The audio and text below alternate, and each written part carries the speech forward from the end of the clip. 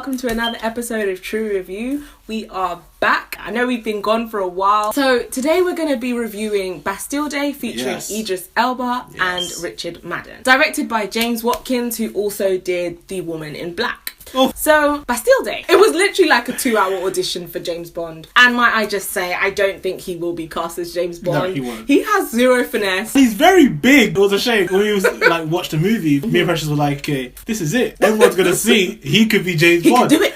And then he couldn't. In this movie, he plays a character called Sean Breyer, who works in the CIA, and he's tasked with Paris, and he's basically there to flush out terrorists and keep the peace. And then amongst this, he meets Richard Madden, who is a very, very cool, suave pickpocket in the movie, who unintentionally steals a bag, and within that, the film unfolds. The relationship between these two characters was actually very cool. It was very much like a big brother, little brother situation, and I like that Richard Madden tried to bring quite a comedic vibe to the film. The cast wasn't phenomenal. Like, both characters could have been played by different actors.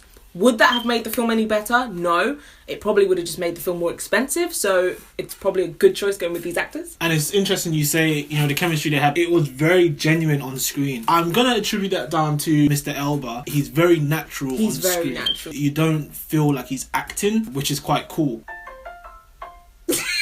Take two!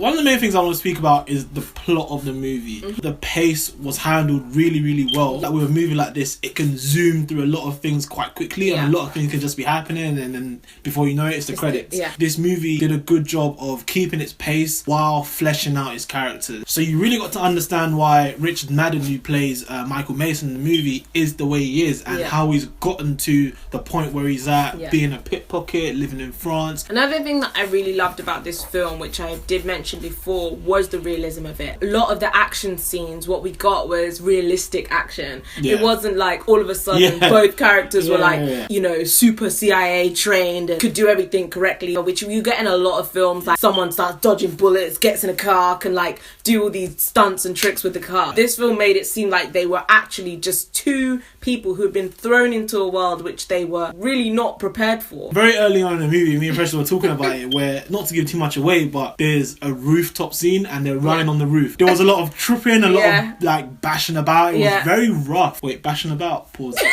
Hats off to the director there, because the director can easily just kind of go back to the standard norm of just being the most twinkle toes person running on the roof. No sound. Right? Just silent running. Yeah. No tripping up.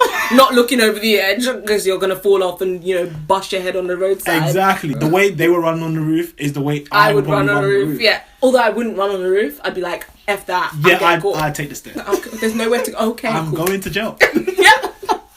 It's nice knowing you guys. Another thing that I felt was really, really good about this movie was the actual action scenes. There wasn't a huge budget in the movie, but the action scenes were very, very gripping. They kind of understood that they didn't have the budget, and they focused a lot on the realism, what they can draw from the environment around them to make really, really good, impactful action scenes. Like, things that were happening in the movie are all things that we have experienced in this time now. A lot of rioting, a lot of social unrest, government and policing and police brutality and all that kind of thing, and stereotyping. They drew the viewer in with these very realistic action scenes. I enjoyed it more than previous movies I've seen with huge big budgets and huge explosions. Because you can relate. You had a similar thing in Grimsby. Very, very gripping issues, and they talked about it in the film and brought awareness to those issues. And I think when a film can do that without making it grotesquely obvious is a touch of genius. And without compromising on the genre, to sum up, it's a good action movie. I wouldn't race out to watch it. However, if you're a fan of Idris Elba, or if you're a fan of these kind of movies that touch on social and political issues, then definitely go ahead and watch the movie. Can I also say, actually, Idris Elba gets bread. He's not even buff. Anyway,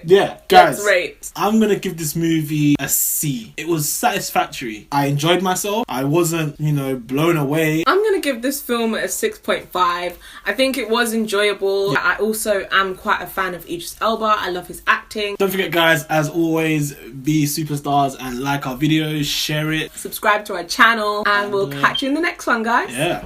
Bye. Peace.